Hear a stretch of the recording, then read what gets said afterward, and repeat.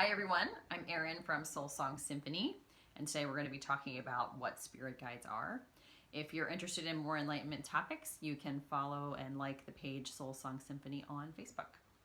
So spirit guides are beings that before you even came to Earth, you met with and agreed for them to help you in your Earth journey this time around. So these beings normally have lived many, many lives on Earth and are very enlightened beings, and they can help you navigate this Earth life and sort of direct you and give you assistance when you need it while you're down here. And the first time I even really knew about spirit guides is my mother, who had passed away, had brought me some in a dream. I had never even heard of them. And it was a very moving dream where she introduced me to my guides. And I was just shocked because I didn't even know what these were. And then I went back and went to the internet and started researching all about these several years ago. And since then, I have been able to sort of get closer to my guides. I've even been able to give them some names, and I call on them frequently to help me now that I am aware of them. Now, you may have multiple guides. They could be of any gender. Spirit's not really a gender, but they might come through to you as a gender just so that you have something to think of them about. Like I have two female and two male guides, and some of them I have like names for.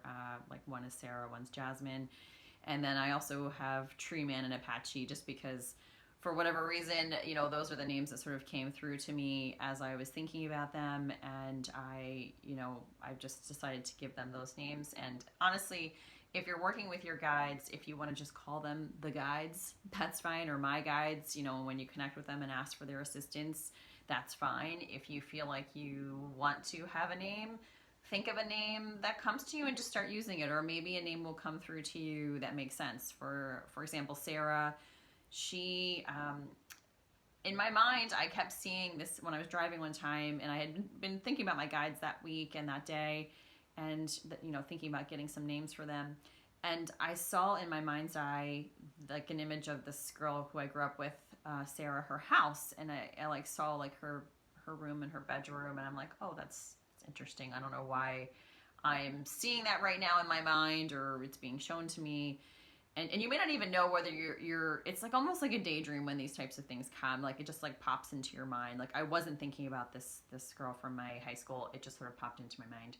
And then maybe a few minutes later, the song Sarah played on the radio, and I thought, okay, Spirit saying that one of my guides' names is Sarah. And so that's why that came about, and each one of them has their own story like that, but I won't tell you the rest of them to make this video too long.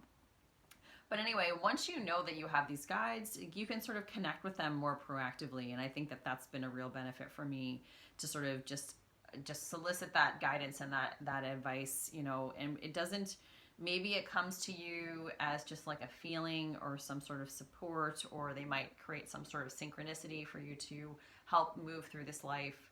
And depending on the time in your life, you may also have other guides come in to help you for a period of time.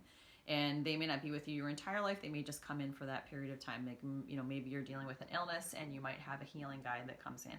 Or maybe you are starting a business, you might have another guide that comes in during that period to help you with that. And you may not even know like this is happening. This is all happening on like sort of the spiritual energetic realm. But when you become aware of that, then you can sort of connect more deeply with that.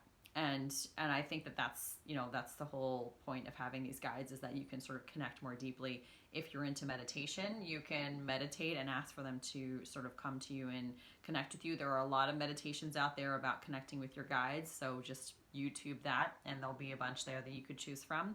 And that's a good way to just get started. And also, meditation is fantastic in any case. So, I think spirit guides are something we're not really aware of as a society, and I think that it's really helpful for people to start connecting to the energetic and the spiritual that's there all the time, whether we're consciously aware of it or not. And for me, it's been very helpful to sort of have them as like another being or energy to rely on, rather than just, the human physical forms. So try out connecting with your guides. It can just be in conversation in your mind. It can be in meditation. You could ask for them to sort of like show you some signs, or if you want a name for them, to sort of like have a dialogue with them about, I would like to have a name, for you, and trust it when it comes. Like when the name comes, or when you see a bunch of signs for the name, don't doubt it. Trust it and say, okay, I'm going to call my guides this now. But until then, you could just ask for general help from your guides and see how that goes. All right. If you're interested in more topics, again, just go over to Facebook and like the Soul Song Symphony page. And thank you so much for listening to this video. Take care, guys.